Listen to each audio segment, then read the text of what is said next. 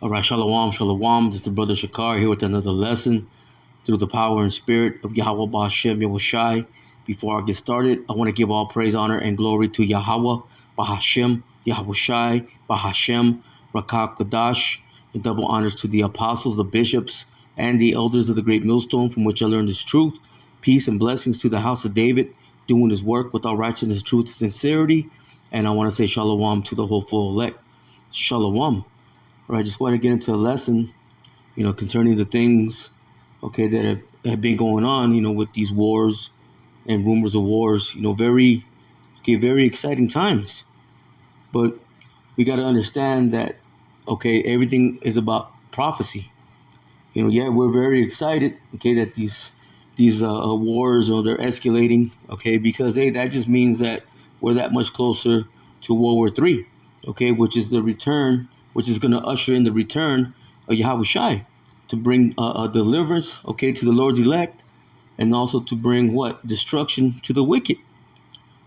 But let me start off with this one first, because we got to make sure that we're being mindful, and that we're fervent in prayer. So let me start off with 1 Peter chapter 4 and verse 7. See, and it says, but the end of all things is at hand. See, and we can see it, through all the things that are going on, again, with the wars and rumors of wars. You see the mandatory implementation, of the mark of the beast, which is that microchip. It's drawing more close. You see, it's closer than ever. So the collapse of the money system, which they're also going to make this a cashless society. Which what does that mean? That means that they're going to try to implement their wicked agenda, which is going to be that microchip, the mark of the beast. So again, it says, but the end of all things is at hand, but be ye therefore sober, meaning sober-minded. We have to have a clear mind, and an understanding of what's really going on. It says, and watch unto prayer. See, watch what? Watch what's going on, throughout the world. See the signs, the tokens, that the Lord has given us. Be mindful of what the men of the Lord are bringing forth. The prophets, telling you what's really going on. Let me go to Second Esdras. This is Second Esdras, chapter 9, and I'm gonna start off from verse 1. See, that's not the right scripture. This thing is doing something weird. See, it's giving me part of that first. First Peter. Let me exit out, then I'll reload it. Yeah, sometimes that app will do that. There it is. Second Esdras 9 and verse 1, and it reads. It says, "He answered me then and said, Measure thou the time diligently in itself." Again, how do you do that? By applying the scriptures, which is the prophecies. The prophecies, that got to come forth. The Lord said He's not a man that should lie. His word should not go out void. So these things are going to happen exactly how He said it's going to happen. See, you measure the times, through the scriptures by what's going on, throughout the whole world. Again, we see, the wars, the rumors of wars, the tokens, the signs that the Lord has given us. It says, and when thou seest part of the signs which I have told thee before, then shalt thou understand that it is the very same time wherein the highest will begin to visit the world which He made. See, and He's doing that. You see the chariot sightings, the so-called UFOs. You see the earthquakes, the signs, the tokens, the earthquakes, the wars, rumors of wars. See, all these things are that's the Lord visiting. He's getting ready to send His Son. Yahweh's getting ready to send His Son, Yahushai, back, to the earth to claim what? The kingdom, to establish, a righteous kingdom. Let me keep going. It says, therefore, when there shall be seen earthquakes and uproars of the people in the world, then shalt thou well understand that the Most High spake of those things, see, from the days that were before thee, even from the beginning. See, going into the prophecies. Isaiah 34 says what these prophecies shall not fail. Let me get that real quick. Isaiah chapter 34 and verse 16. It says, seek ye out of the book of the Lord, Yahweh Ba'Shem Yoshai, and read. Okay, which is the scriptures, the Bible. Okay, that's where the Lord, okay, has brought forth the prophecies, okay, through the prophets. It says, no one of these shall fail, meaning again the prophecies. It says none shall want her mate, meaning, hey, this is really all we need is the scriptures. Yeah, we can use other books, okay, other different things, okay, to establish a secular history, okay, things that tie, okay, to the scriptures. But really, when it's all said and done, this is all we need. Okay, the King James Bible, okay, and the Apocrypha. Well, I mean, we go into other translations, but this is all we need. We don't need, they got those pseudepigraphal books, okay, the book of Jasher, the book of Enoch. Okay, those are not the true books. Now those books, okay, will be we'll be able to see them at some point, Lord willing, if the Lord allows us to. Okay, but we don't have those books right now. All we need, again, is the scriptures. Again, it says, seek ye out of the book of the Lord, Yahweh Ba'Shem Yoshai, and read. It says, no one of these shall fail. It says, none shall want her mate. It says, for my mouth it had commanded, and his spirit it had gathered them. See, right now you see the elect, okay, well, the hopeful elect, okay, being gathered, okay, coming back, okay, to the true word, okay, and their true power, okay, Yahweh Ba'Shem Yoshai. Again, the Lord has given us these tokens, okay, that way we can see, okay, what's really going on. Let me go to the book of Matthew. And again, and you're going to get that, okay, through the men of the Lord, the prophets. Okay, they're bringing out, okay, this truth.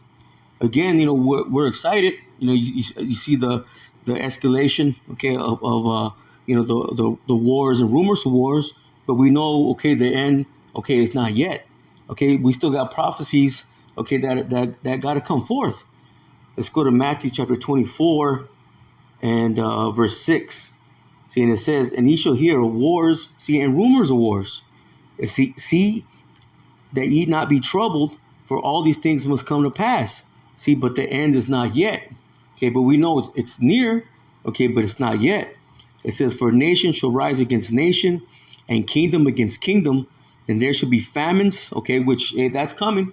Okay, you can have the famine of food, water, okay, the famine of the word, okay, and pestilences.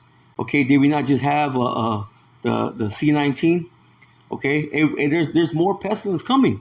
Okay, more disease. Okay, more sickness. That's on the way. It says, and earthquakes in diverse places. See, and we're seeing that. It says, all these are the beginning of sorrows. Why? Because we still got Jacob's trouble. Okay, we still got the mandatory implementation of the mark of the beast. Okay, and then, okay, we're going to see those warheads. Okay, then we're going to see the chariots. Okay, and that's when Yahweh Shai is going to bring a deliverance, okay, and destruction, okay, to the wicked. Okay, the wicked, Esau, Edom, okay, the nations, they're wicked, and then 2/3 of our own people, okay, numbered right along, okay, with the wicked. Let me go to Amos real quick. Let me get the famine of this word, because that's coming, and they're already bringing in that legislation, okay, to bring this forth. Amos 8, and let's go to verse 11. And it reads, it says, behold, the days come. See, they're coming. They're not here yet, because the prophets are still out. Okay, the Lord's hand is still extended. Okay, his mercy is still going forth. But those mercy doors, okay, are getting ready to shut. It says, behold, the days come, saith the Lord power, that I will send a famine in the land, not a famine of bread, nor a thirst for water, although that's coming.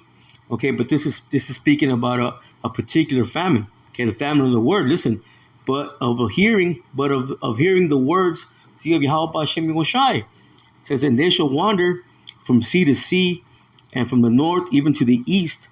They shall run to and fro to seek the word of the Lord, Yahweh Ba'Shem Yoshai, and shall not find it. So you're going to have people, what does it tell you in Isaiah, the 33rd chapter? It says, the sinners of Zion are afraid. Because there's going to come a time, okay, when great fear is going to fall upon these people. because of all the turmoil, okay, because of all the calamities, okay, that's getting ready to be brought forth. You see? All right, let me go back to Second Esdras. I want to read a little bit more in there in the 9th chapter. Second Esdras, chapter 9, and let's go to verse 5. It says, "For like as all that is made in the world hath the beginning, see, and an end, see, and the end is manifest," meaning it's clear. Okay, again, through the signs, through the tokens, okay, the things the Lord is bringing forth, okay, as far as, okay, well, the things that are happening, okay, and then again, applying the scriptures to them. Let me get another quick scripture. Let's go to Matthew. See, and a lot of people, they can't understand, man, because they're not seeing right. Matthew 16, and let's start off at the top. It says, "The Pharisees also with the Sadducees came, and tempting desired that he would shew them a sign from heaven. He answered and said unto them, When it is evening, ye say it will be fair weather, for the sky is red. It says, In the morning it will be foul weather. Today, for the sky is red and lowering. O ye hypocrites, ye can discern the face of the sky, but can ye not discern the signs of the times?" Yeah, you can tell when it's going to rain. You can tell when it's going to, be hot weather.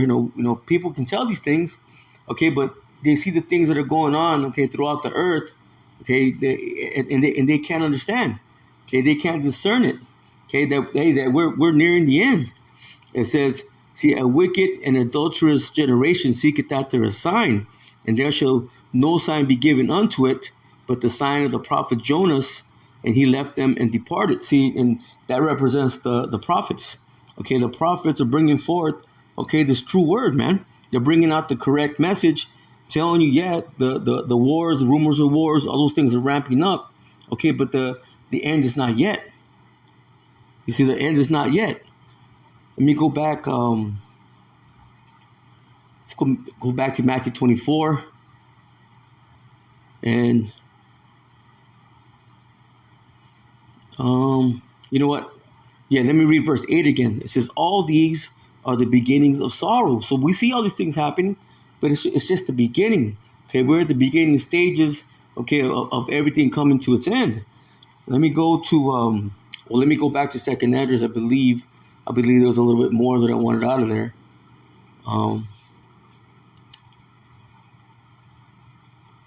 No, that was it. But let me read verse 5 and 6 again. It says, "For like as all that is made in the world hath the beginning and an end, see, and the end is manifest," again, because it's clear. Okay, again, through the signs, through the tokens that the Lord is giving, and then through the men of the Lord, okay, that are bringing, okay, the correct message. It says, "Even so the times also of the highest have plain beginnings in wonder and powerful works, see, and endings in effects, see, and signs." See, and these things are being brought forth, man. You see, and it's plain. Before the end of all things, okay, we're going to have to go through Jacob's trouble. We're going to have to be tested by that mark of the beast. Hey, these things got to come. There's going to be more pestilence. Okay, there's going to be race riots. Okay, civil war. Okay, there's going to be famine. Okay, there's going to be all kinds of there's going to be all kinds of calamities, okay, that we got to go through, because ultimately Jacob's trouble is going to be for 2/3. Now those are the hopeful elect, Lord willing, ultimately become, of the elect number. And those things are going to come upon them too, okay. But the Lord's going to see, okay, that whoever the elect are, they're going to be good, man. They're going to make it. All right, let me go to the book of Jeremiah, chapter 30 and verse 4. Listen, it says, "And these are the words that the Lord Yahweh Ba'Shem Yahushai spake concerning Israel and concerning Judah." So this is speaking to all 12 tribes. It says, "For thus saith the Lord Yahweh Ba'Shem Yahushai, we have heard a voice of trembling, of fear, see, and not of peace." See, and this still got to come. Of course, okay, we're excited. Okay, the wars and rumors of wars, that's exciting. Hey, but we're still waiting upon, okay, these other things that got to come to pass, these other prophecies. It says, "Ask ye now and see whether a man doth travail with child." Wherefore do I see every man with his hands on his loins, as a woman in travail, and all faces are turned into paleness. See, people gonna be in fear, man. You know, it's gonna be a horrific, time. It's gonna be a time of evil times, which are bad times. It says, alas, see, for the day is great, so that none is like it. It is even the time of Jacob's trouble, but ye shall be saved out of it. Who's going to be saved out of it? Okay, the elect. Okay, whoever they may be, Lord willing, we be a part of that number. But this got to come. Let's go to the book of Revelation. This has got to come before those missiles or those warheads, start to fly. Revelation chapter 12 and verse 12. Okay, before that nuclear fire or that nuclear war breaks out, these things got to come to pass. Revelation 12 and 12, it says, therefore rejoice, ye heavens, and ye that dwell in them. Woe to the inhabitants of the earth and of the sea, for the devil is come down unto you. Now, is this speaking about the spiritual demon Satan? No. This is speaking about Esau, man, the devil that the Bible speaks about. It says, again, woe unto the inhabitants of the earth, of the sea, for the devil is come down unto you, having great wrath, because he knoweth that he hath but a short time. So these things gotta come to pass. Okay, the left hand is moving. You see, because he thinks in his mind that he's gonna win. Okay, but he doesn't have it right. He's gonna lose. He's gonna lose miserably. Okay, but he's gonna try. Okay, to push. Okay, his agenda. He's gonna push forth. Okay, this war. Okay, that's gonna end all wars. Okay, to ultimately, he thinks he's gonna be able to come out of those bunkers, those submarines, those mountain retreats, wherever they're hiding, they think they're going to be able to come out of there and reestablish some type of order, their new world order, this is what they want to do, but ultimately this is Yahweh Hashem Shai's arsenal. This is his missiles. He's going to bring forth the destruction. He's putting it in the minds, of these kings, so they can gather up together for what? For war. But before that happens, these things got to come, man. Jacob's trouble got to come. The mandatory implementation, the mark of the beast. Let's get that. Then we'll just finish with that, since we're right here in Revelation already. We'll just finish with that. Like I said, I just wanted to bring forth something real quick, because it's exciting, to see the escalation of these wars. But it's the time is not yet. We're close, but it's not yet. Revelation 13 and verse 16. It says, and he causeth all, both small and great, rich and poor, free and bond, to receive a mark in their right hand or in their foreheads. You see, so let's go ahead and get that word for mark, which is going to be charagma. Let me go to the blue letter and I'm going to get a couple definitions. And then that'll be it. Because this got to come forth, before, World War III. Although we're pretty much in it, but again, the missiles are not flying yet. Let's go to Revelation chapter 13.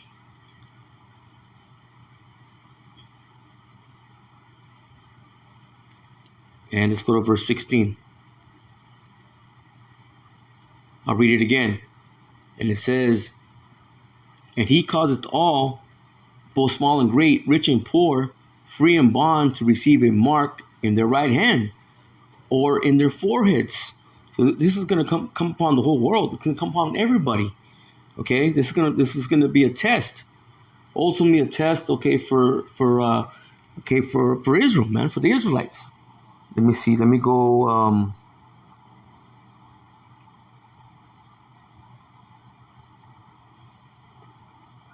Let me go to that word mark, because when you take this, what you're doing is you're giving your allegiance, to the devil.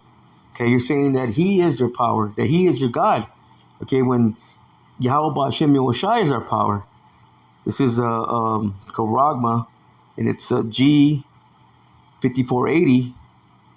Let's see. We'll go ahead and play it. Make sure my volume is up. We'll go ahead and play it. Strong's G 5480. Charagba. Charagba. Okay, and we'll get that definition. Listen. It says a stamp and imprinted mark, say of the mark stamped on the forehead or the right hand as the badge of followers, see, of the Antichrist, which we know that there's many Antichrists. Okay, if you're just against his word, against his truth, you're Antichrist. Okay, but this is going to be a physical mark that's going to go under the skin. Listen, the mark branded upon horses. Listen, thing carved, sculpture, graven work, see, of idolatrous images. So this is going to be something physical, okay, that's going to go under the skin. Now let me see. Pretty much does the same thing for the Strong's definition. But we'll read it. It says a scratch or etching. It says, i.e., stamped as a badge of servitude. See, when you take this, okay, you're telling Yahweh Hashem Yoshai that you're going to serve Esau, okay, that you're not going to serve the Lord. It says, or sculptured figure, statue, graven mark. So again, it's going to be something that's physical. Let me go to the root word of karagma, which is going to be karax, and that's G5482. We'll go ahead and play it. Strong's G 5482. Charax. Charax. See, in the outline of biblical usage, it says a pale or stake, a palisade. It says a palisade or rampart. See, that's what they're going to use to get under the skin. Okay, it's going to be the device. Listen, it says pales between which earth, stones, trees, and timbers are heaped and packed together. The Strong's definition says to sharpen to a point. So akin means likened to, through the idea of scratching. A stake, i.e., by implication, a palisade or rampart, says military mound for circumvallation. In a siege, a trench. See, what do they got to do when they're going to get under the skin? They're going to make a trench in order what? To put in that device. You see? And on that device, okay, there's going to be information, which goes into the root word of karax, which is going to be grapho. Let's get it. And that's G1125. Strong's G 1125. Grapho. Grapho. Right. And the outline of biblical usage says this is to write with reference to the form of letters, to delineate. It says letters on a tablet, parchment, paper, or other material. It says to write with reference to the contents of the writing. It says to express the written characters, to commit to writing, things not to be forgotten, write down, record. It says use of those things which stand written in the sacred books. It says to write to one, i.e. by writing in a written epistle to give information, directions. See, that's what's going to be in that chip. Okay, directions, information. Okay, they're going to be able to know everything about you. Okay, your criminal history, your health history. Okay, and they're going to have everything on that chip to be able to what? To have full control. You see? Let me see what the Strong's definition says. It says to grave, especially to write, figuratively to describe to write. And that's what's going to be on that chip. Okay, it's going to be the information is going to be written. Okay, that way they can have, again, full control. Now let me go back. And if you can't see that it's a physical thing, then hey, this it's just not for you. Okay, this truth is not for you. Okay, you don't have the truth. Okay, you've been lied to. So let's read that again. Revelation 13:16, it says, and he causes all, both small and great, rich and poor, free and bond, to receive a mark in their right hand or on their foreheads. It says, and that no man might buy or sell, save he that had the mark, or the name of the beast, or the number of his name. See, and when you take that, okay, you're taking all of it. Okay, you're taking the mark. Okay, you're taking you're taking the name. Okay, why when you join unto, when a woman joins unto a man, she's married unto him. She takes on his name. See, and that's basically what you're doing, because hey, we're supposed to be, as Israelites, we're supposed to be married, okay, to Yahweh Hashem Yoshai. But now you're saying, I don't want to have Yahweh Hashem Yoshai as my husband. No, I'm going to take this other man, Esau. Okay, he's going to be my husband. That's pretty much what you're doing. It says, again, or the name of the beast, or the number of his name. See, and that number is going into what? the 666. Okay, the Chi Psi stigma. Let's get it. It says, well, and here's the thing too. How can you buy and sell? Okay, because what are the other Israelite camps try to say? Some of them, IUIC. Okay, in particular. Okay, they say that it's a sin, all forms of sin. Well, how are you going to buy and sell? Okay, with sin, it just doesn't make sense. Okay, I believe Watchmen for Israel, they say the same thing. No, this is going to be, okay, something that's going to go under the skin. It's going to be physical. But let me get up verse 18 and then we'll close out. It says, here is wisdom. Let him that had understanding count the number of the beast, for it is the number of a man. And his number is 666. So 666. Let's go into that. Let's go into that real quick.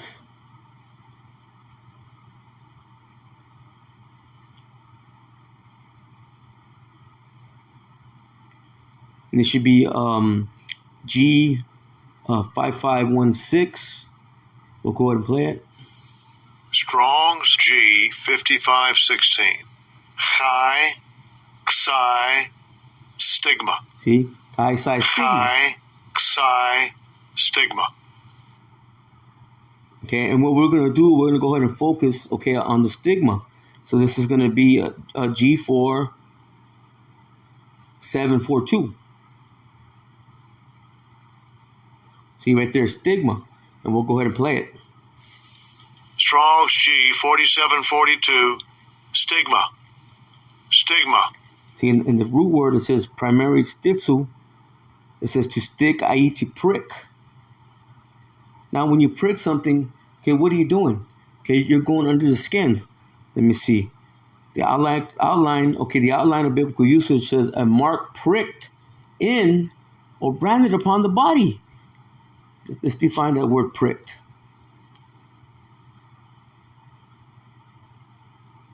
See, a small hole in something. It says make a small hole in something with a sharp point, pierce slightly. See, that's what they're gonna do. They're gonna pierce slightly. Okay, make a little trench, okay, and put in that little grain of rice. Okay, which is a chip. See, and this is hey, this is what they're getting ready to bring forth, man. This is their wicked agenda. So let's go back. We'll finish off verse 18, and then we're just going to go ahead and close it out. Okay, because these are the things that got to come forth. This is, again, the Strong's definition. It says, well, let me go back to the root word. Salakia. Back to the word stigma. It says a mark pricked in or branded upon the body. Listen, to ancient Oriental usage, slaves and soldiers bore the name or the stamp of their master or commander branded or pricked, cut into their bodies to indicate what master or general, they belong to. And that's what you're going to do. When you take that mark, when you take that chip, you're saying you belong to this damn devil. It says, and it says, and there were even some devotees who stamped themselves in this way, with the token of their gods. So you're going to say that Esau is your God. Okay, you're going to say that this man, okay, he is your power. See, you're giving your allegiance to him. Okay, and that's going to be a stumbling block, okay, for a lot of people, because this devil's going to back up the people into a position where they're either going to trust in Yahweh Shem Shai, okay, or they're going to take, okay, that mark. Let me finish off with Revelation 14, and that'll be it. Let's go back. I'll just stay here in the blue letter, Revelation 14, and now I'm gonna close out 14 and verse 9. See, even the subheading says doom for the worshipers of the beast. It says, and the third angel followed them, saying with a loud voice, if any man worship the beast and his image and receive his mark in his forehead or in his hand, the same should drink of the wine of the wrath, of the Most High, which is poured out without mixture into the cup of his indignation. And he shall be tormented with fire and brimstone, see, in the presence of the holy angels, see, and in the presence of the Lamb. It says, and the smoke of their torment ascendeth up forever and ever. See, and they have no rest day or night.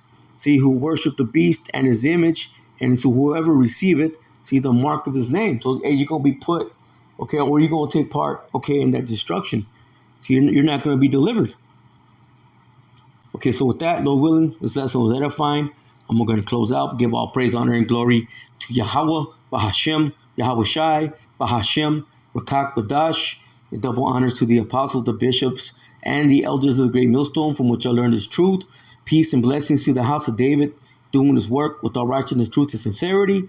And I want to say shalom to the hopeful elect. Shalom.